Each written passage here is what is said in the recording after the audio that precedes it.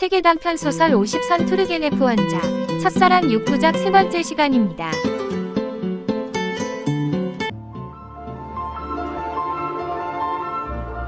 지난 이야기. 지나이다에게 초대를 받은 나는 그녀의 집에서 놀라운 광경을 보게 된다. 5명의 남자들이 그녀를 둘러싸고 이상한 놀이를 하고 있었던 것이다. 엄격결에 놀이에 동참하게 된 나는 점점 더 그녀에게 빠져든다.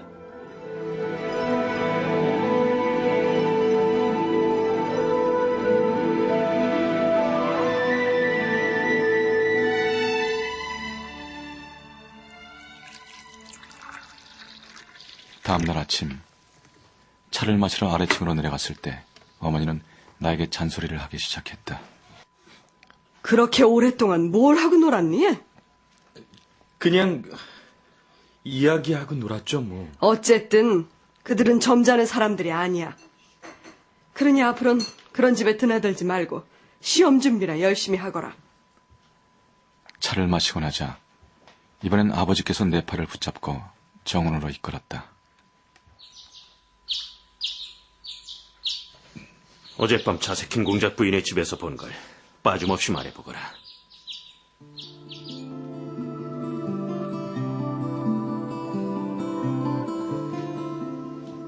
아버지와 나 사이는 보통의 부자들과는 달랐다. 아버지는 나의 교육에 전혀 관여하지 않았지만 그렇다고 나를 무시하는 일도 없었다. 오직 나를 당신 곁에 접근하지 못하게 할 뿐이었다. 아버지는 내가 아는 남자 중 가장 멋진 남자야. 만일 아버지가 끊임없이 나를 경계하지 않았다면 나는 아마도 그를 열렬히 사랑했을 것이다. 아버지는 마음이 내킬 때면 한두 마디 말이나 손짓 하나로 순식간에 무한한 신뢰감을 불러일으키는 힘을 가지고 있었다.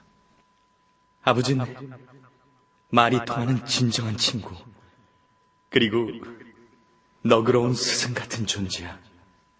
나중에 아버지의 성격에 대해 여러 가지로 생각해 본 끝에 아버지는 나나 가정생활 같은 데 신경 쓸 만한 정신적인 여유가 없었다는 결론에 도달했다. 아버지가 사랑한 것은 색다른 것이며 그 색다른 것을 마음껏 즐기고 있었던 것이다. 블라디미르, 될 수 있는 한 모든 걸 자기 것으로 만들어야지 남에게 넘겨줘서는 안 돼.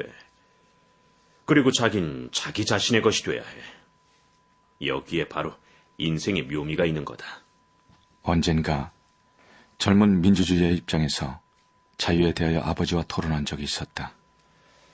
자유라. 근데 넌 인간에게 자유를 주는 것이 무엇이라고 생각하느냐? 무슨 말씀이세요? 그건 바로 의지다. 자기 자신의 의지란 말이야. 의지는 자유보다 귀중한 권력을 인간에게 준다.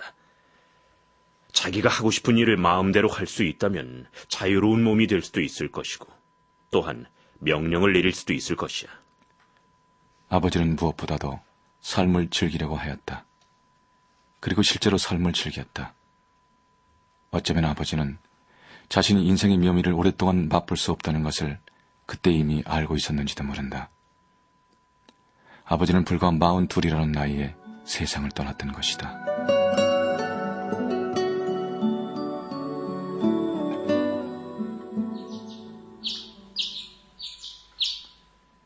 나는 자세킨 공작 부인의 집에서 있었던 얘기를 아버지께 자세히 말씀드렸다.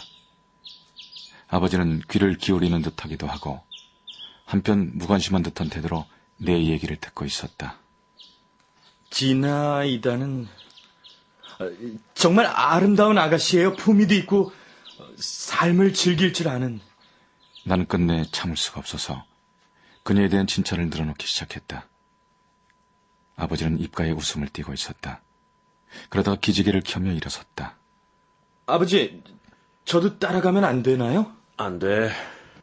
그 표정은 여느 때와 마찬가지로 상냥하기는 했지만 무관심한 것이었다. 가고 싶거든 너 혼자 가거라. 아버지는 자석인 공작 부인의 집으로 들어갔고 그 집에서 1시간 이상은 머무르지 않았다.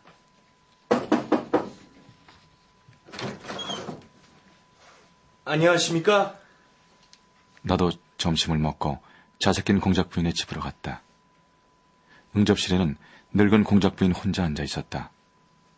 내가 들어서자 부인은 종이를 내밀었다. 실례지만 오늘 안으로 진정서 한 장 대신 써주실 수 없나요, 도련님? 써드리죠. 그때 옆방문이 빠끔히 열리더니 그 틈으로 지나이다가 창백한 얼굴에 수심을 띄고 들여다보았다. 그녀는 크고 싸늘한 눈으로 나를 힐끔 바라보는가 싶더니 그대로 문을 닫아버리는 것이었다.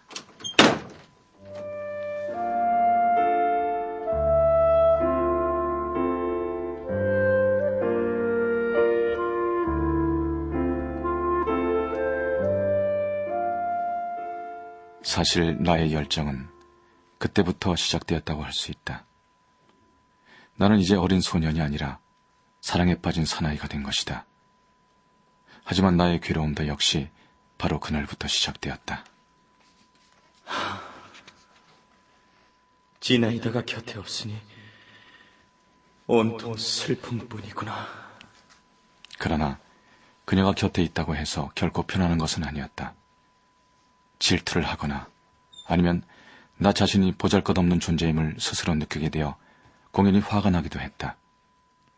그러면서도 참을 수 없는 힘이 나를 그녀에게로 끌고 가는 것에 대해 나는 행복의 전율을 느끼며 그녀의 방문턱을 넘는 것이었다.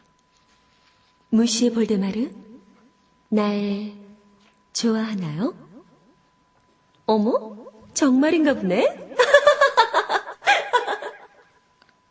지나이다는 내가 자기를 사랑한다는 것을 곧 눈치챘다. 그녀는 나의 연정을 재미있게 여기고 나를 희롱하기도 하고 달래기도 하고 또 괴롭히기도 했다. 어느새 나는 그녀의 손아귀에서 벗어날 수 없는 존재가 돼 있었다. 지나이다. 나의 마음을 받아줘요. 지나이다, 여길 좀 봐줘요. 나 혼자만 그녀를 사랑하고 있는 것이 아니었다. 그녀의 곁을 드나드는 남성들은 누구나 그녀에게 반해 있었다. 그녀는 그들을 자기 마음대로 조롱하는 것을 즐거움으로 삼고 있었다. 그러나 그들은 이러한 상황을 조금 더 싫어하지 않았고 오히려 그녀에 대한 복종심만 더해졌다.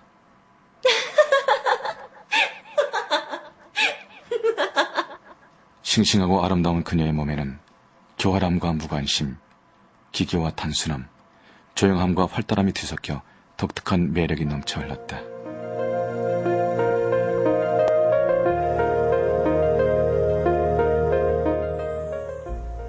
지나이다를 숭배하는 사람들은 모두가 그녀에게 필요한 존재였다. 오, 나의 맹수, 나의 사람. 그녀가 이렇게 부르는 베로브제로프는 그녀를 위해서라면 불속이라도 뛰어들 사람이었다. 아름다운 여신이시여, 그대의 이름은 지나이다. 시인 마이다노프는 그녀의 영혼을 시적 감성으로 울렸다. 정말 꼴불견들이군. 루시는 빈정거리기도 잘하고 노골적인 말을 예사로 짓거리는 의사였지만 어느 누구보다도 그녀를 사랑하고 있었다. 그녀는 그를 존경하였지만 그렇다고 그에게 특별히 관심을 보이지는 않았다.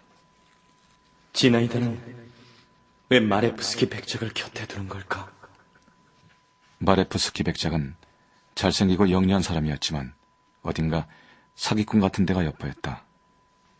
마레프스키가 마치 여우처럼 교활하게 몸을 건들거리고 그녀에게로 다가가서 그녀의 귀에 무슨 말인가를 소곤거리고 미소를 짓거나 할 때면 정말 견딜 수가 없었다. 마레프스키 같은 사람을 집에 들이다니 당신도 이상하군요. 그건 당신이 참견할 일이 아니에요. 혹시 당신은 내가 그분을 사랑하고 있다고 생각하실지 모르지만 그건 천만의 말씀이에요. 나는 내가 내려다보아야 하는 사람은 사랑할 수 없어요. 나에게는 나를 꼼짝 못하게 하는 사람이어야 해요. 그렇지만 그런 사람은 아무래도 만날 수 없을 것 같아요. 그럼 당신은 끝내 사랑을 할 수가 없겠군요. 그렇다고 당신까지도? 내가 당신마저도 사랑하지 않는다고요? 지나이다는 나를 마음대로 가지고 놀았다. 공부도, 독서도, 그 어떤 것도 눈에 들어오지 않아. 나는 모든 것을 중단해버렸다. 그리고 마치 발에 묶인 딱정벌레처럼 그녀의 집 주위를 끊임없이 맴돌았다. 그녀가 나에게 아령을 떨면 나는 곧 흥분하여 녹아나는 듯한 기분이 되고, 그러다 갑자기 나를 밀쳐버리면 나는 그녀의 곁에 다가가지도 못하고 감히 그녀의 얼굴을 쳐다볼 수도 없었다.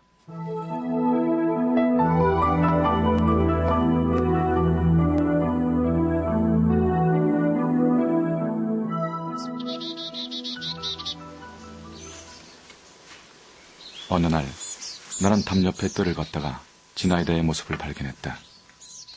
그녀는 잔디 위에 앉아 꼼짝도 하지 않고 있었다. 내가 그냥 지나치려고 하자 그녀는 갑자기 얼굴을 들더니 내게 손짓을 했다. 나는 곧 담을 뛰어넘어 재빠르게 그녀에게로 달려갔다. 그녀의 얼굴은 너무도 창백하고 깊은 비애와 필요의 빛이 넘쳐 흘렀으므로 나는 가슴이 터질 것만 같았다. 무슨 일이 있었나요? 당신은 나를 사랑하고 있죠? 그렇죠? 나는 아무 대답도 하지 못했다. 이제 와서 새삼스럽게 무슨 대답이 필요한가? 물론 그렇겠죠. 눈이 똑같아요. 그녀는 이렇게 말한 후 생각에 잠기더니 두 손으로 얼굴을 가렸다. 난 모든 게 다 싫어졌어. 이 세상 끝까지라도 가버렸으면 좋으련만 난 정말 견딜 수 없어. 그런데 내 앞날은 어떻게 될 것인지. 괴로워. 정말 괴로워 죽겠어. 왜 그러시죠?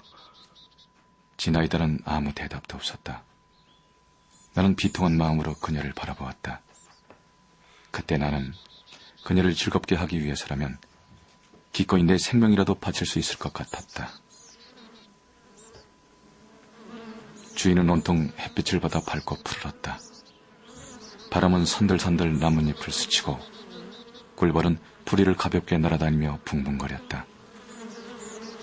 눈을 들면 푸른 하늘이 부드럽게 펼쳐져 있었다. 나에게 어떤 시든지 한 편 들려주세요. 나는 당신이 시를 낭독하는 게 무척 좋아요. 푸시킨의 그루지아의 언덕에서를 들려주세요. 나는 지나이다의 명령대로 그루지아의 언덕에서를 낭송했다. 사랑하지 않을 수 없기 때문에. 그래서 이 시가 좋다는 거죠. 이 세상에 없는 것을 들려주니까. 그리고 진실에 훨씬 더 가까우니까요. 사랑하지 않을 수 없기 때문에. 사랑하지 않으려 해도 그렇게 되지가 않는군요. 그녀는 갑자기 벌떡 일어섰다. 자, 그만 가요. 집에 마이다노프가 와 있어요. 그는 자기가 지은 장편시를 갖고 왔는데 그대로 두고 나왔어요. 그이도 역시 괴로워할 거예요. 그렇지만 어쩔 수 없죠. 당신도 언젠가는 알게 되겠지만 제발 나에게 화는 내지 말아요. 지나이다는 재빨리 나의 손을 잡고 별채로 뛰어갔다. 지나이다, 이제 왔군요. 자, 그럼 나의 작품, 당신에게 바치는 아름다운 시를 낭독하겠소. 그는 목청을 높여 노래하듯이 시를 낭송했지만 나는 귀담아 듣지 않았다. 나는 여전히 지나이다의 얼굴만 쳐다보면서 그녀가 마지막으로 나에게 한 말뜻을 풀어보려고 했었다. 혹시 남 모르는 연적이 선수를 쳐서 당신의 마음을 사로잡은 것이 아닐까? 그때 갑자기 마이다노프가 이렇게 외쳤다. 순간 나의 눈이 지나이다의 눈과 부딪혔다. 그녀는 시선을 떨구고 얼굴을 붉혔다. 나는 등골이 싸늘해졌다.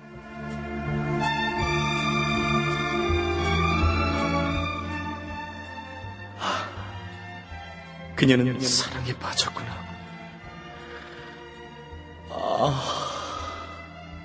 어찌해야 좋담. 그녀는 누군가를 사랑하고 있다.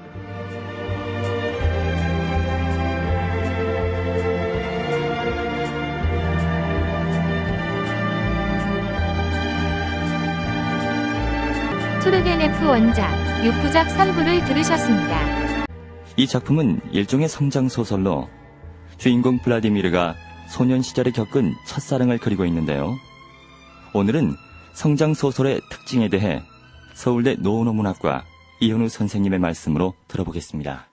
이 작품이 성장소설의 특성을 갖는다고 하는 건요.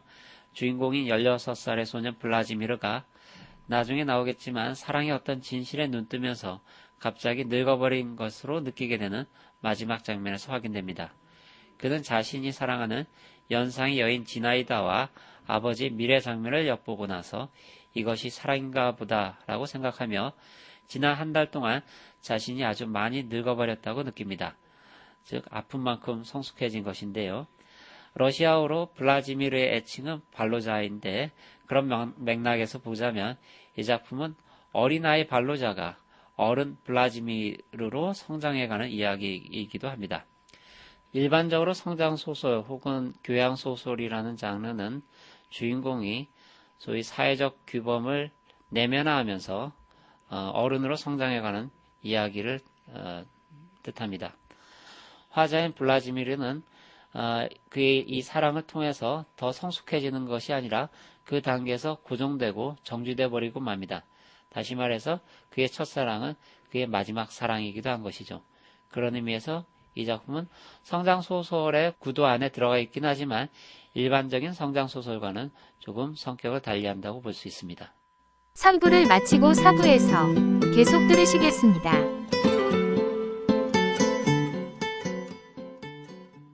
시청자 여러분의 구독과 좋아요는 영상 제작에 큰 도움이 됩니다.